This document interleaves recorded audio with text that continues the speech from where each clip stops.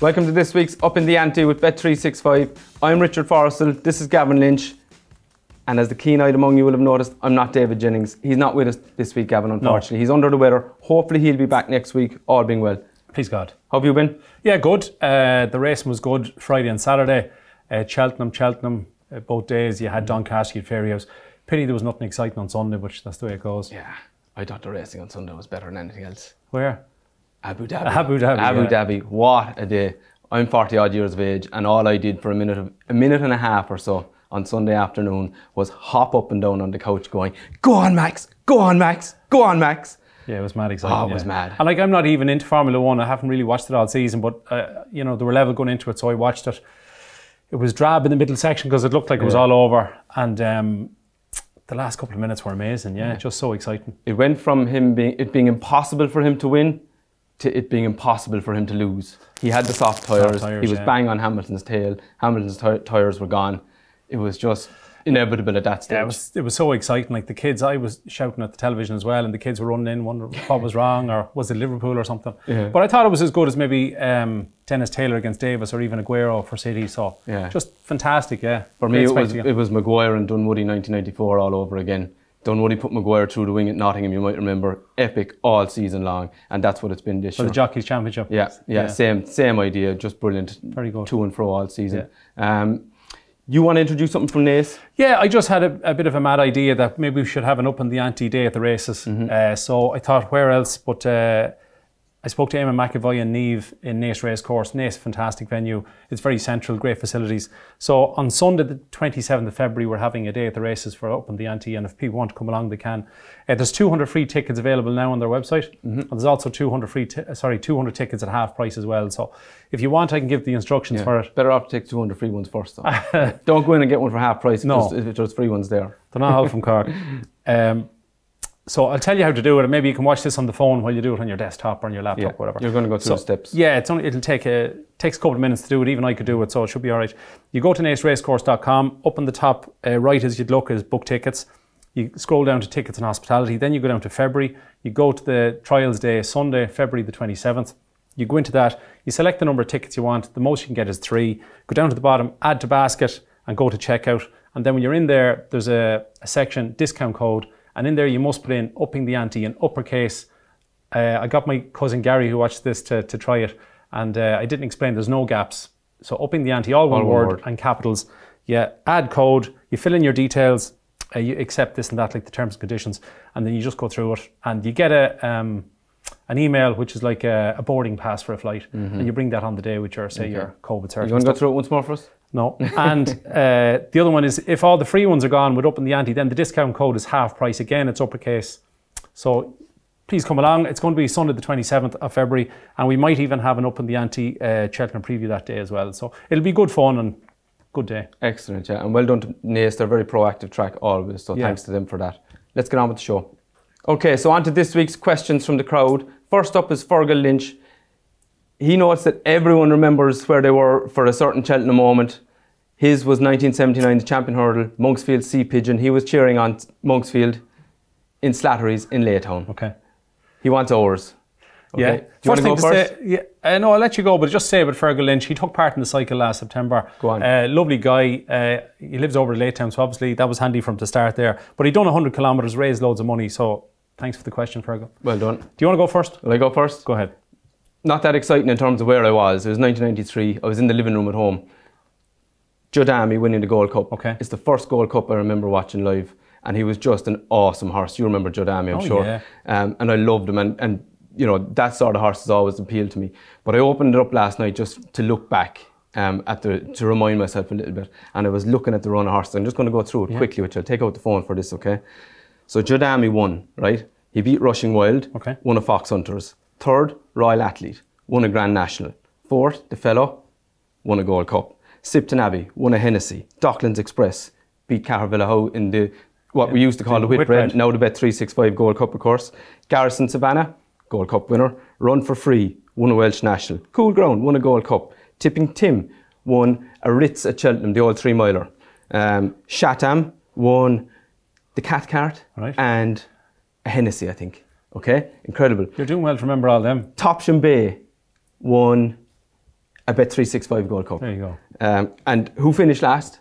Caravilla. Okay. So he won what is the John Durkin now and the Savills Chase now as well. So obviously a great horse. That race got you hooked. Yeah, well, it's just an incredible race when you look back at the quality of result there now. But yeah, Jodami for me in 1993 in the living room at home, not that exciting. I know, I remember Jodami, sure, I'm nearly as old as you. I was going to say, I'll give you two, but only one just briefly, is Shawaya. I was a student in college in 1993. I wasn't flush with money like every student, so Shawaya that year got me through third year in college. That was good. But definitely my favourite moment is my brother John owned a share. There was three of them, John and Tom Fallon and my brother John. They owned Rule Supreme. Yeah. And he ran in the RSA as it was in 2004. So, you know, leading up to it, it was very exciting, and we'd various people had backed it and stuff. But me and Anne-Marie are on the plane on the way over. Now, we're not dating that long, maybe 6 months. Yeah. And we're on the plane on the way over, and she says to me, "Are you sure this horse is definitely going to win?" I said, "What do you mean?" I says, "He's not the best to jumper. He's 25 to 1. Yeah. That was his SP. She goes, "Because I've told everybody in Mayo to back it, and my dad, who works, he's told everybody to back it." And I said, "Jesus, you know, he definitely knows certainty." And in the first race of the day, English Dreamer was the biggest bet I'd ever had in my life.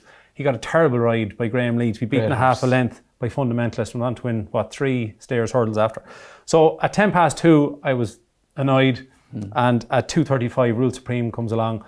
I remember her, I watched it, was just outside the parade ring. There's a big screen there. I think it's kind of moved down to the end of the parade ring now, but we stood there, watched it, and what's amazing is when you start to get excited, you know, you start off maybe 50 metres from the screen, and by the time you get to the line, we were nearly in the screen. And I'd lost my voice. I couldn't even talk anymore. We had a brilliant day, a brilliant evening. So yeah, definitely Rule Supreme in 2004. Lost his voice and probably gained a wife. Did. Yeah, there you go. Well done. Thanks for the question, Fergal. So our next question is from Kieran O'Sullivan. Kieran reckons the Champion Hurdle is a weak renewal. If you could bring one horse back from chasing to running it, to take on the mighty Honeysuckle, what would it be? Sure, people are going to say maybe Shishkin, but I'd go for Appreciated. Now you're going to say he hasn't been over fences yet, but he is favourite for the Arkle. He was entered in the beginner's chase, for example. The clue was kind of in the question there. Go on. He was entered in the 5-day decks for the beginner's chase. The Fernie Hollow ended up winning a few weeks ago and punched him. So, you know, I think I'm okay to say him. Okay. That we'll allow it. He won the Supreme. Now, it was probably one of the worst Supremes we've seen in a long time, but he won it by 24 lengths. Blue Lord fell at the last, but he still would have won by a dozen lengths. Yeah. He's 4 from 4 over hurdles, including 3 grade 1s. If he did come back to the Champion Hurdle, sure, he'd be second favourite to Honeysuckle. So I'd say Appreciated. You know, Shishkin's not going to come back.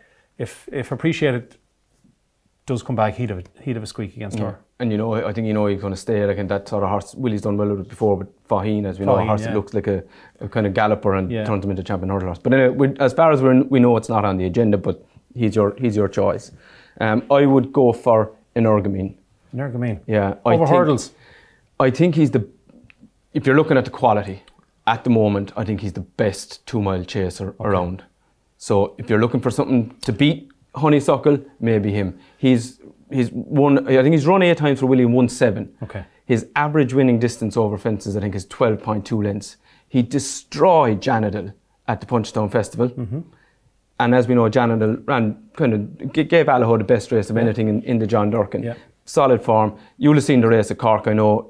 Notebook and himself, they went at it, hammer and tongs. And even when Sean O'Keefe tried to slow it down on Energumene, Notebook went at it again. There was no let up. No. And we saw what happened, Notebook. And although they got close to Energumene, kind of halfway up the straight, he again pulled away, and I just thought, wow. You know, I think he's the real deal. He's good. He's maybe not the cleanest, most efficient jumper always, but he gets from A to B quick. He's fast over them. Yeah, you just wonder, would he be as good over hurdles? Absolutely. So good, yeah. In terms of quality, though, at the moment, obviously old Chacun Poursois just let the side down a couple of times. He's 9 turning 10 as well. Yeah. So he'd be the one for me. I just think he's very good. Thanks for the question, Kieran. Third and final question from Jane Murray.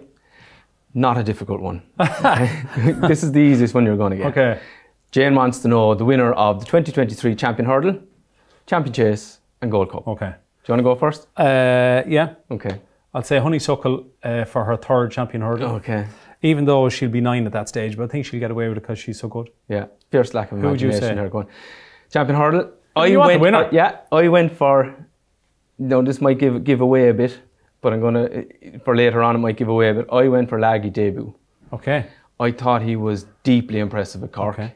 and I think he could take a bit of stopping this Right. this year's Supreme. Well, and if he were to do that, then he looks all pace to me. Travelled really well. He was 1 second quicker than Dysart Dynamo, for example. It was the fastest. There was three maiden hurdles ran early on that card, and he was the quickest, as you say, and faster than Dysart Dynamo was as well. His jumping was clean. I know he landed on his back end a bit at second last, but he recovered and pinged the last. I'd say you'd get 100 to 1 if you went and asked for a price on him winning the champion. Yeah, I know, he's stable mate of Honeysuckle, but anything can happen. Yeah. You see him as an Arkle horse, I presume, and down that road. Sure, probably, especially if she's going to stay over hurdles, yeah. Yeah. So give us your champion chase winner in 23.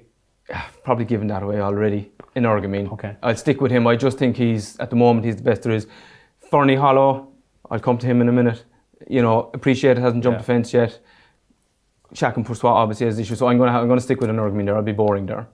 Yeah, by that stage, just to say to you, the Shishkin and Ergamine will be 9 in 2023, whereas Fernie Hollow will be 8. So maybe just Fernie Hollow, just because of the age thing. And in the Gold Cup in 23, the two that I'd have in my head, because don't forget, a Plutarch will be 9 at that stage, Manila Indo will be 10, so the stats are against that. I'd be either a High Seigneur or Gallopin de Champ. A High Seigneur will be 8 then, Gallopin de Champ will be 7, he's only 5 now. Now, he didn't get an entry in 2 days' time in Naas, which is not ideal. I thought he might have ran in Naas, but so maybe a High Seigneur. Yep.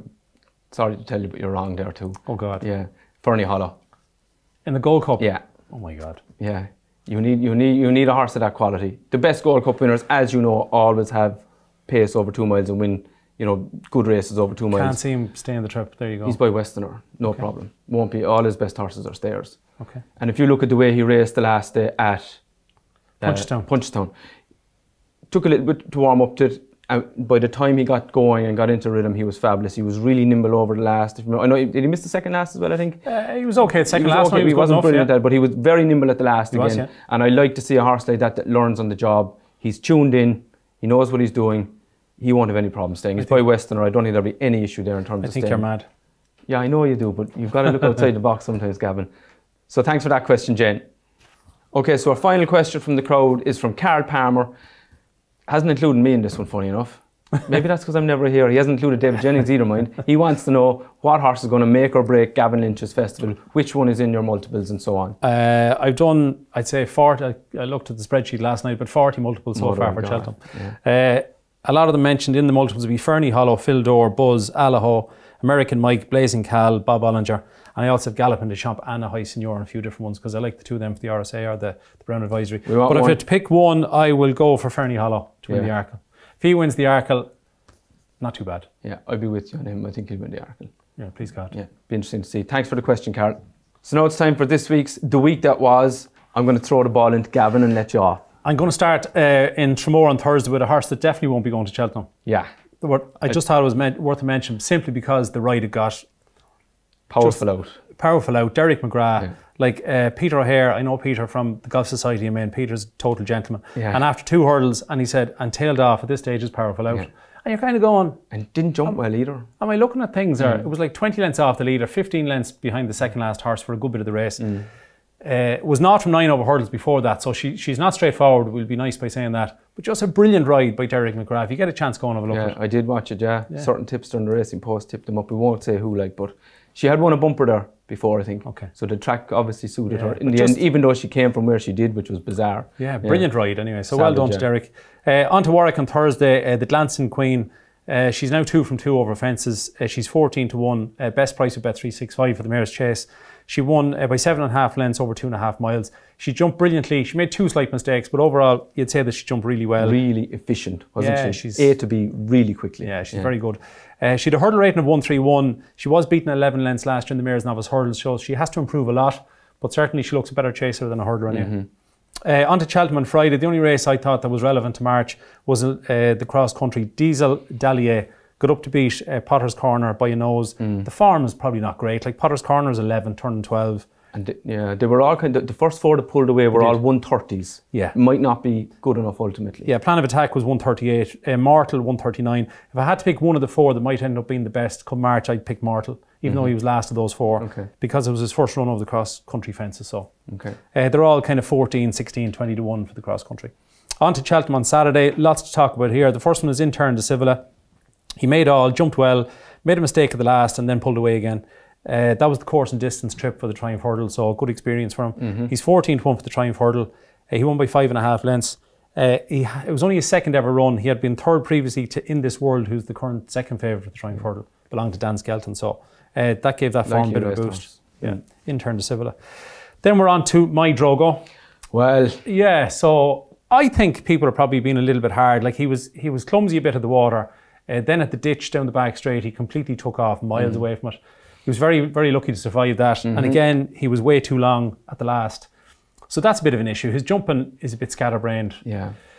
But when he meets one right, he's very, very good. He's probably just a bit too brave, stands off them too far. He won't get away with that. They need to run the sugar out of him, I think, because if you watch, right, if you watch the last day as well, behind Gin on Lime at Cheltenham, he followed her. Took one fence upsides the second last. Okay. Yeah. Now, he was unlucky, granted, so coincidence in a way here. But this weekend, he was taken away from all the other horses. Harry Skelton show jumped him around. He jumped one fence with a horse beside him that ditch down the back, and he just launched himself at it and landed on it. So he is a horse that, you know, in a busy race with horses around him, when they start to race and so on, he's going to be tricky. I just think they should run him and get the experience. Get more experience into him. He's 7-1 for the Turners Novice Chase, which is the new name now instead of the Marsh. But the point you make is that I don't think there'll be that many in the Turners. There'll probably only be 7 or 8, which I'm just saying it'd suit him. Yeah. It was a big field, I'd be worried. The other thing that would worry me a little bit as well is how keen he was. Like, it's turning out to be another third time lucky. Like, third time lucky, they tried to settle him, and at halfway he took it up. And the same has happened again here with My Drogo. I don't know what you do with him. That's a worry. Do you go back to? You could nearly go back to 2 of them. He's obviously got pace, but they feel he stays like. But I just think that, you know, the horse shouldn't be the boss in the relationship. Yeah. The jockey should be telling them when to put the bins out. Yeah. And I think they need to. I think it's a bad habit if you let him stride on it halfway, because the next day he's going to go, and I think he'll do the same again. And I think it's bad tactics. So I think the jumping is. I hope I'm wrong, because he's a beautiful horse. He reminds me, but do you remember Marlborough? Yeah. Good horse when he was a young horse as well. The pink colours. Yeah, Robert Ogden's colours. He started off with Henry Daly, ended up with Henderson's, but he used to race on the snap, you know, on the front end the whole time, and he used to take a couple of fences with him all the time. Now he got there in the end, and he won the 3 miler at Cheltenham, if you remember. But he reminds me a bit of him. If you look at the last fence on Saturday, Harry Skelton, he asked him, but he did it a little bit with his eyes closed, and he came for him, but Harry was like, please come, kind of thing. And he did, but there's going to be a hairy moment or two along the way, I think. Yeah, he's a brave man's ride anyway. Yeah. Don't think he'll be few. I'm only messing. Harsh enough. Cool Cody, he's 10. He won the Racing Post handicap chase. The horse I backed in Midnight Shadow looked like the winner the whole way around. I backed him each way, travelled really well, just couldn't go by him. Cool Cody is great. He won off 143. He beat Zanza, who didn't jump very well. He ran off 145. Look, they're probably all going to show up in the Paddy Power Plate come the Cheltenham Festival March. The fact that Cool Cody has turned 11 would be a bit of a worry. But runs well at Cheltenham, always run his race. Always does, yeah. And he'll be out in front. You'll get a great run for your money, but just wonder would age catch up with him. Next to talk about is Blazing Cal, who won the Albert Bartlett Novice Hurdle. Did he pop up in your selections last week? I think so, yeah. I think he might have, yeah. Thankfully, he won for the charity, so that was good. Yeah. Because you always feel guilty if you don't win money for a charity. But one thing to point out, the Blazing Cal is only 5 years old. Yeah. So this horse he's a fair tool to be able to do that at the age of 5. He's now 3 from 3 over hurdles. Had a scare 2 out, but recovered. And look, I've looked at the race 3 or 4 times because people keep crabbing his jumping, right, which is it's understandable. Okay. He's not too bad. He's learning on the job, isn't he? Like at the 5th hurdle, the one down the bottom of the hill that he made the bad mistake on the first circuit, he flicked out through it. He done the same at the 8th and the 9th. There's 12 hurdles in this race. There's 12 hurdles in the Albert Bartlett in March. At the first 10 hurdles, he was okay. He was fine. I'd give him a pass. And if he jumped like that in March, I'd be delighted because I've backed him. But what he did at the second last... Slight concern. Yeah. He was showing him a gap between the 2 horses to let him see the hurdle. And the leader crossed over. So he was slightly blinded a little bit. Yeah. But he made a hames of it. And then the last, he seemed like he lost his confidence because he slowed up into it and popped out over it. But he showed a great turn of foot. The engine is there. He just needs to finesse the jumping a little bit. Yeah. No, he's very, very good. Just at the end of this section, I might go through a few times with you if that's okay. Absolutely. Because he's beaten Gelino Bello twice. This time you had to give him an extra £5. Instead of beating him, I think it was by 2.5, you beat him by over 4 lengths. So he's obviously improving all the time. But I'll chat to you about the time of it in a few minutes. Also on Cheltenham on Saturday, Guard Your Dreams. beat Song for Someone, who was staying on. Song for Someone was giving him £6. The two of them did the form of Buzz, I thought, the world of good, because they had been second and third to him in Ascot over 2-3. It looked like Guard Your Dreams improved for the trip, and Song for Someone probably didn't, basically. Yeah, I'd say the two of them would probably be better over 2.5. So they're like 50 to 1 for the Champion Hurdle. They're not going to win a Champion Hurdle. They're in the high 140s, so I'd imagine they'll end up in an Imperial Cup, or in the Coral Cup. Yeah, well, let's say Guard Your Dreams coped with the trip better, so because Song for Someone, he was off it early. He was. He came on it a bit down the back again, but then he was off at the top of the hill, down the hill again. Just always looked to be going faster than he needed to. Yeah, and he just stayed and stayed and stayed. Heaven Help Us ran okay in 4th. She'll head for the Mayor's Hurdle. Also, Martello Sky beat Indefatigable. Martello Sky is only a 5-year-old. Now, that finished 8th in last year's Mayor's Novice Hurdle.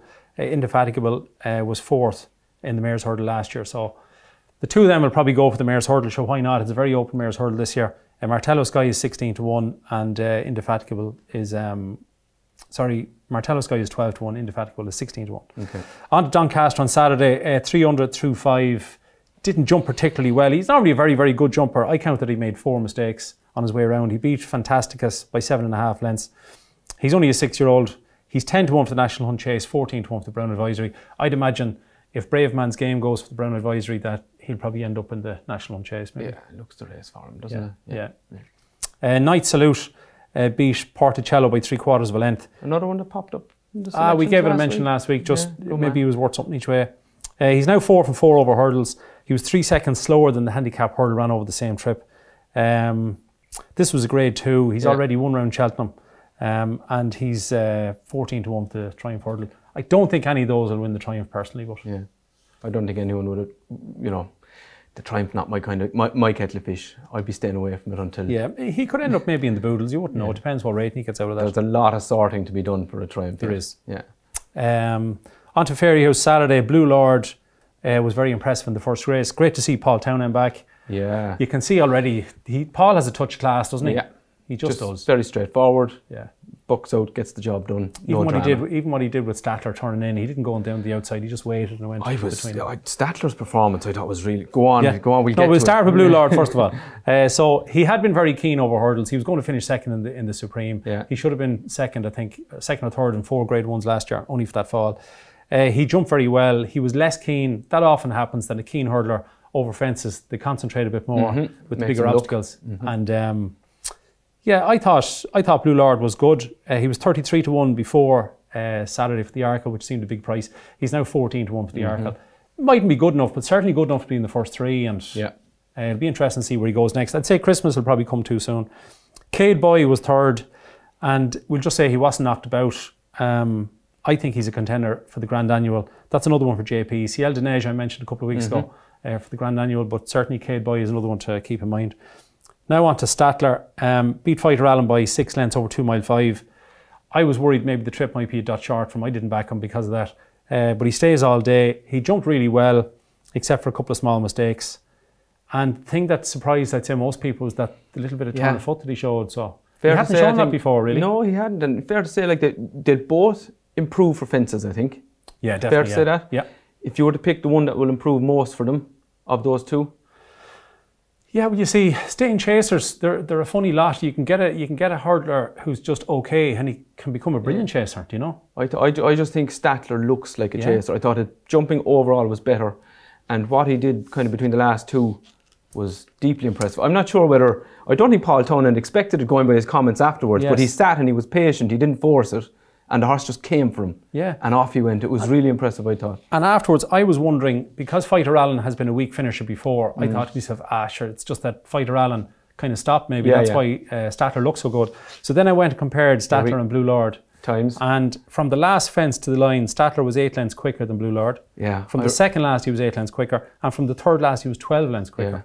Yeah. I rest my case. Yeah, yeah, he's definitely better for fences. I mean, you wouldn't have said that about him. I think last year in the races he was running in, whereas all of a sudden, no. Like I backed him each way at a big price in the Albert Bartlett, and I tipped him up and up in the Ante at 16 to 1 or something, and he finished 4th, and he just looked really slow that day. Yeah. Now he looked better in Punchestown because of the change of tactics, because he went on to make more of the running. But like even on the lap time with from the last fence with a circuit to go, they had the same time. So yeah, that was a very good performance.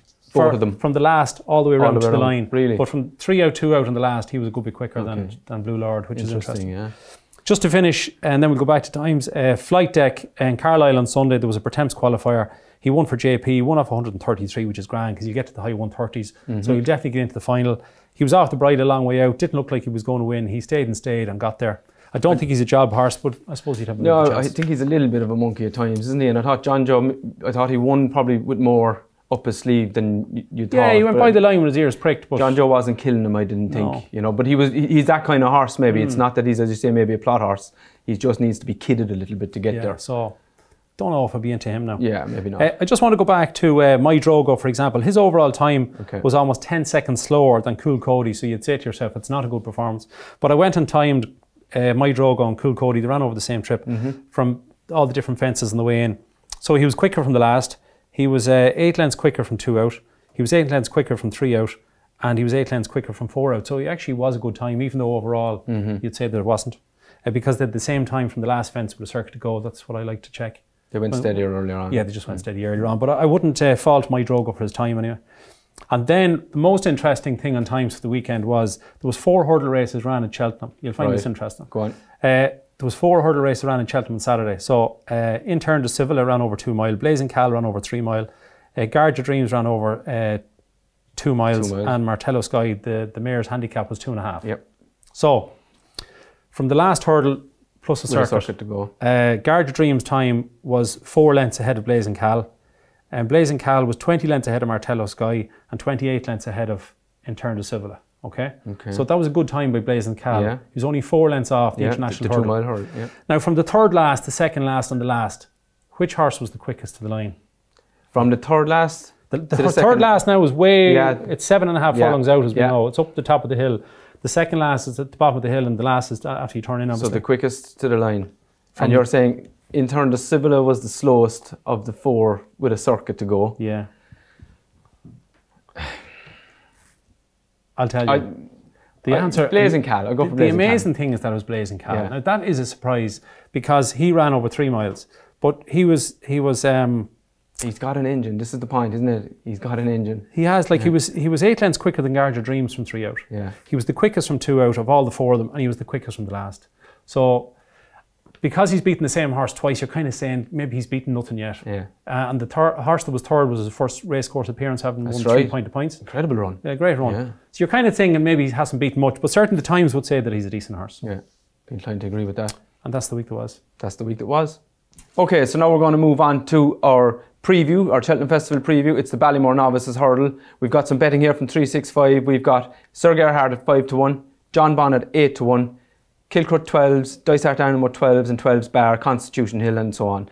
What do you make of this, Gavin? I think that's... The thing is, we just don't know who's going where, really, do we? Yeah, it's a bit like the Ryanair at the moment. Yeah. But I don't know. It's very, very open. John Bonn, I'd imagine, will go supreme. I think Constitution Hill, even though he's trained by Nicky as well, I think the 2 of them will go there. Dysart Which Dynamo, of them do you prefer at the moment? I thought Constitution Hill was... The way he had to bring him back for a run at Sandown... And he still quickened again. I thought it was very impressive. Yeah, I probably just have a slight preference for John Bonn, but yeah, they're both good horses. Yeah, absolutely. Yeah. John Bonn is due to run this Friday in Ascot, so that'll tell us some more. I love Dysart Dynamo. I know he was slightly slower than your horse in Largy Debut in Cork, but I just thought there wasn't much in it. No, there was only a second or so. I liked him in his bumpers in Clonmel. He was very keen in Punchestown, as we said before. He was less keen in Cork. I just think, like, we haven't seen Sir Gerhard yet.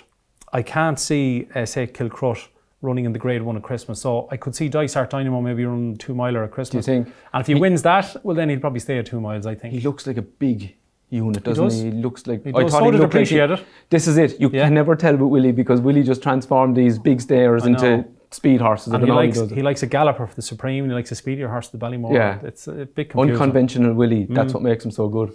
I personally think that Kilcrut will end up in the Ballymore more so than the Supreme because he just, maybe there was excuses or he wasn't fully fit for Cork, but I'd imagine he'd probably step up and trip as time goes by. Sir Gerhard was very good in the Cheltenham bumper, got beat then by Kilcrut. We haven't seen him yet. Yeah, so that's, where is he? Blazing Cal go for the Bartlett. Journey with Me is a very interesting horse. He won the same bumper that Bob won in Gorham Park, but we haven't seen him. Classic Getaway we haven't seen. Grand Jean Statuary will go for the Mayor's Novice. Ginto will go with the Bartlett. There's one horse There's two that I there, think... but Ginto and Hollow Games the other one then as well. I mean, will one of them run in this? Maybe Hollow Games. See how he gets on in the Lawlers and Ace in early January over 2.5, but... Hard to know. He'd probably split them up with the same owner. Maybe Ginto might go with the Bartlett. Hollow Games might go with the Ballymore. See how he gets on first. There's a horse there in England, Stage Star, trained by Paul Nichols. I think he's very interesting. It was a decent bumper horse, ran well at Aintree. He's 2 from 2 over hurdles. He won very easy the last day at 2 to 7. Probably was a nothing race. He ran the same day as John Bon, and his time actually I compared them, and it was quite good. So I think Stage Star, he'll win the Challow Hurdle probably in a few weeks' time. Look, he's 20 to 1 at the minute. He's one of those horses that could go off 7 or 8 to 1 and not quite win the Ballymore. So, but I think he's worth to mention, definitely. Stage Star. Okay. What's going to win it? I don't know. I think Willie Mullins have a massive shout, but I'd sooner keep my powder dry and wait. Yeah. Yourself? I'm the same. I like Dysart Dynamo. I thought he looks like an impressive unit, and we don't know much about him. Sure, we don't. He's very unexposed still.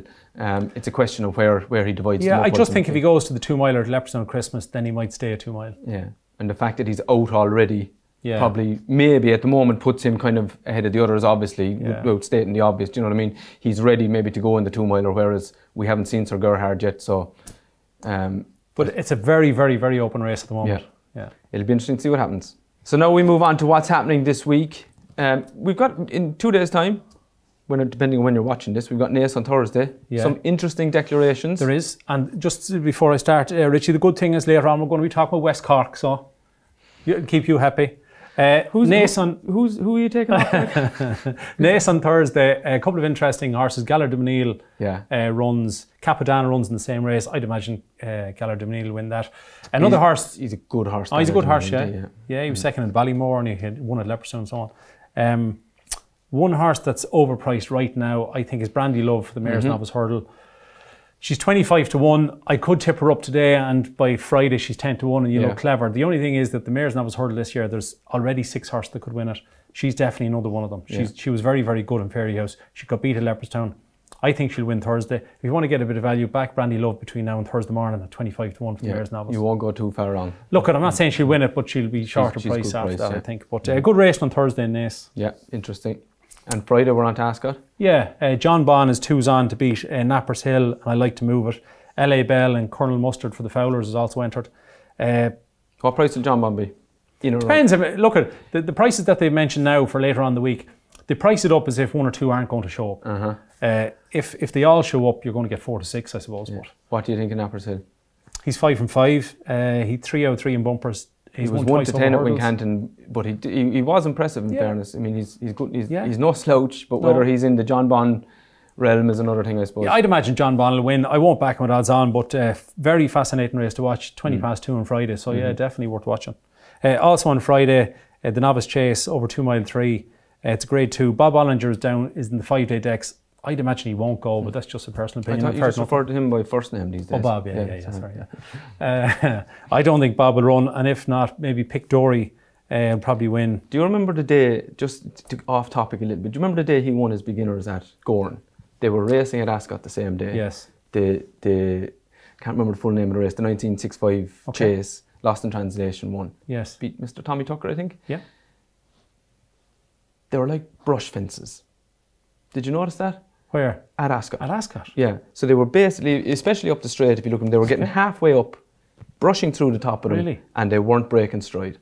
Like Ascot used to be the stiffest track in Britain. You're saying they've gone a bit soft? Unbelievably soft, which I thought was, you want to see a horse's jumping tested. Like if he goes to Ascot, you'd get a better test at Gorn, like. Okay. Do you know what I mean? But as you say, it doesn't look like he's, I don't know. It's a speculative entry, is it? We don't know. He's drifted there in the betting all week, so I'd imagine he won't run. Pick Dory would have won the last day at Newbury, came down 4 out.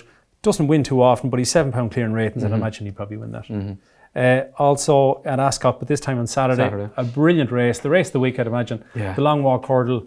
Buzz is currently 13 to 8, 7 to 4. Time Hill is around 5 to 2. Yeah. You've got Dave's horse Champ going back to hurdles at 6 to 1. Champ. And Ronald Pump is 7 to 1. But really, really good race. Excellent race. Really deep stairs race, isn't it? Yeah. I think there's very, very little rain about, particularly in Ireland. I had a look there. In the next 7 days, there's no rain in Ireland. Right. Yeah, it looks so the ground this year has become a massive issue. And I just hope they all stand their ground for the long walk. But how would you like it? Well, First of all, before we go on to it, what did you think of Champ last year? Ultimately in the Gold Cup, he ran like a drain. He was pulled up after 6, I think. Yeah, I suppose he'd previously led over a shorter trip, and then he was held up, and it was abysmally bad, though, wasn't it? His jumping is not good enough and stuff. You know. I like Time Hill.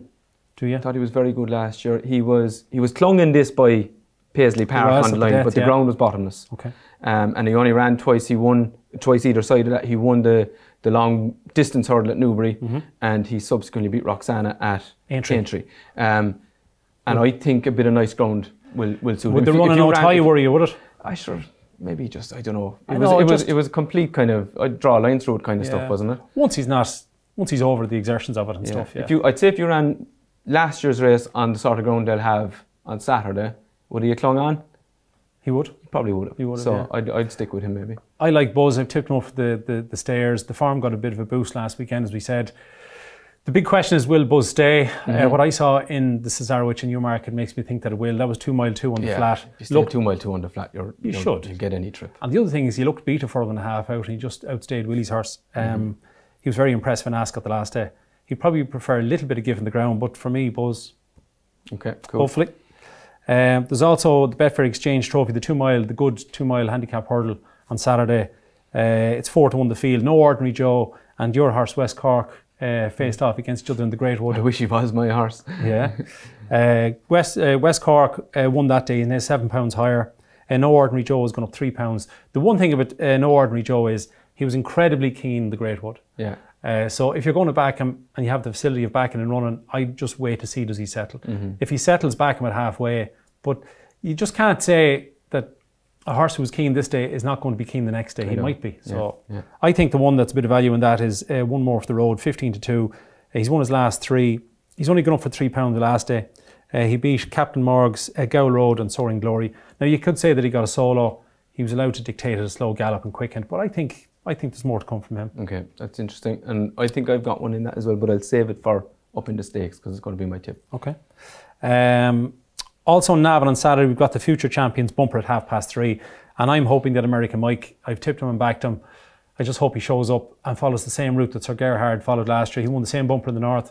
Sir Gerhard came to here and was impressive and then won at Cheltenham. So hopefully... Do your moles suggest he's going to turn up? We're going to find out today. Obviously, we're recording this Tuesday morning. Yeah, we're going to find out if he's entered. But the chances are that Gordon has said all along this was the race for him. So to me, he looked quite special that day. So hopefully, I'm sure he'll be odds on Saturday, but I'd like to see him win. Also on Sunday is Thurles. There's a good mare's novice hurdle. I'd say we could see horses maybe like Grangy or some of those show up in that. So that'll be interesting if some of them show up. And then there's no racing in Ireland for 7 days. Yeah, enjoy the break because it's coming thick and fast from the 26th. Yeah, so that's what's happening this week. That's what's happening this week.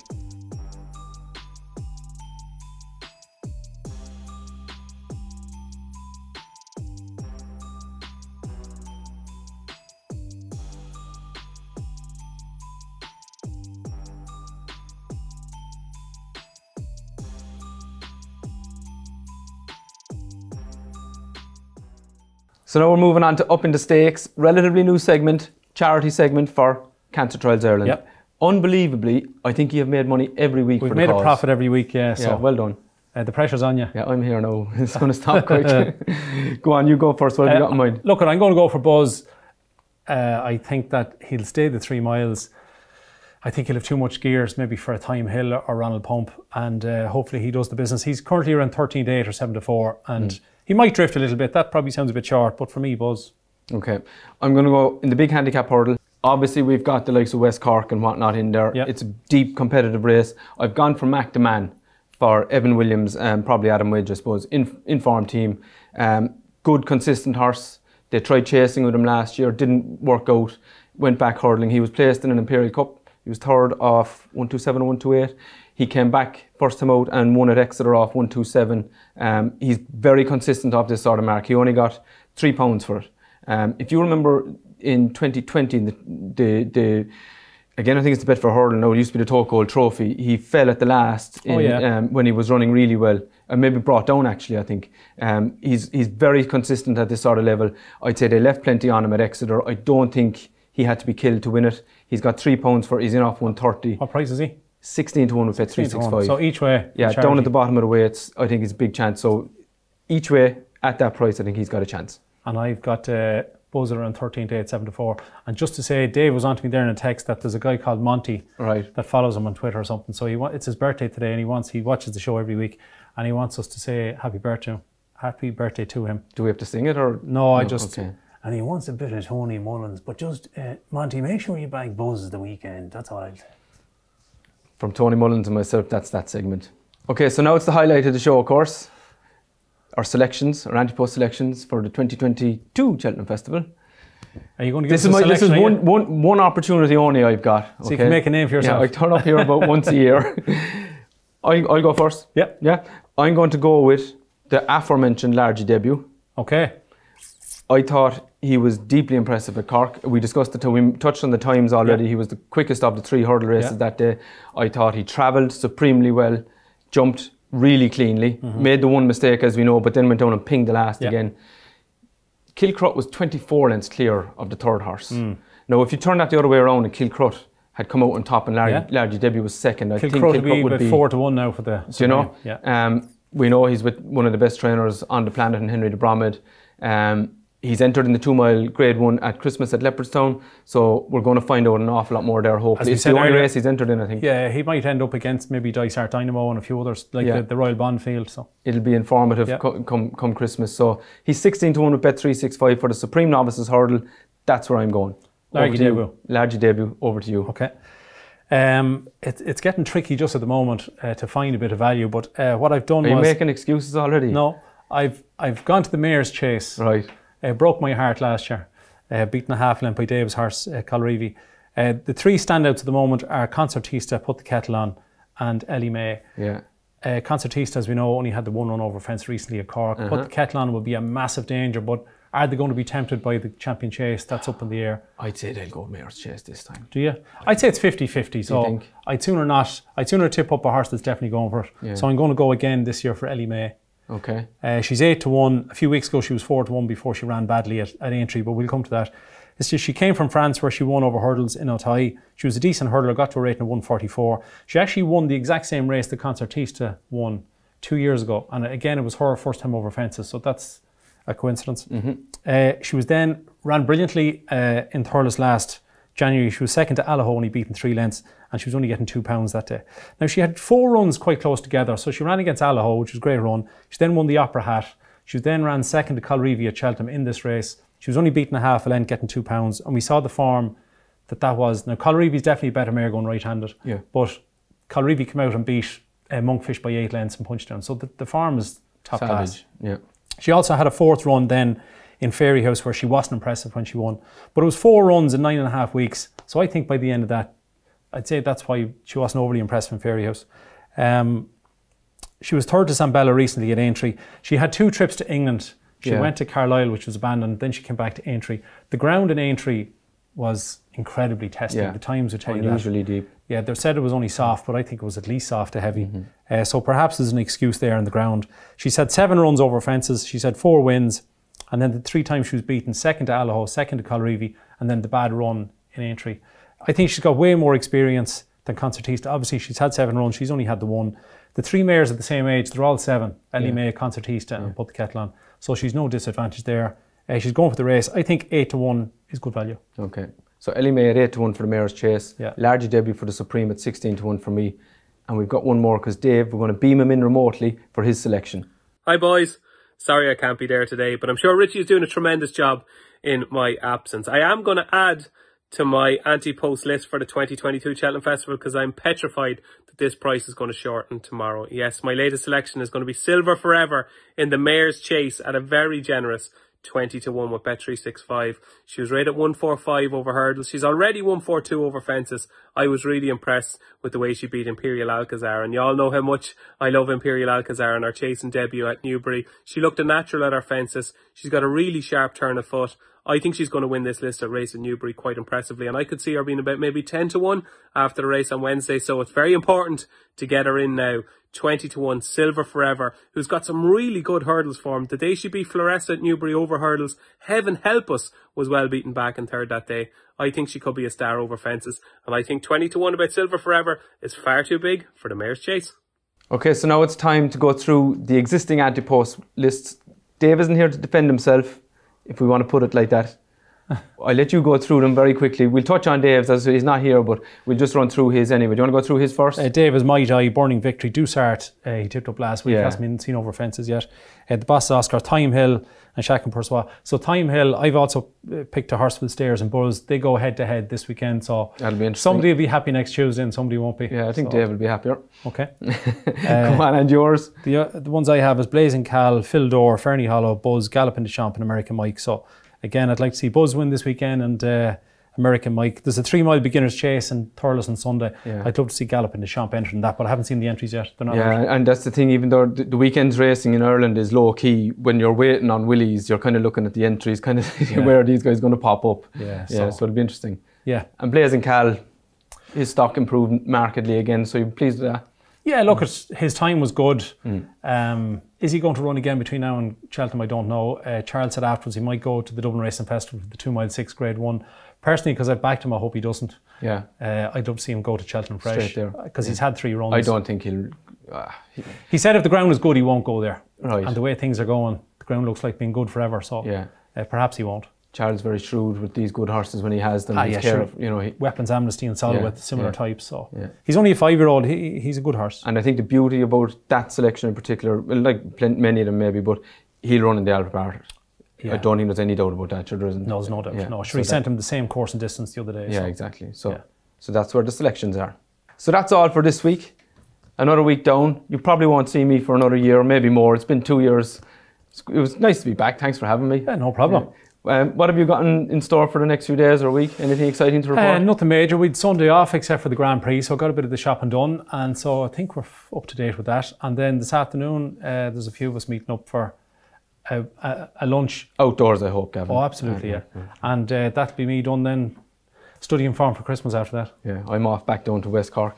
Thanks for joining us, folks, and remember to gamble responsibly. Don't ever bet any more than you can afford to lose. See you soon.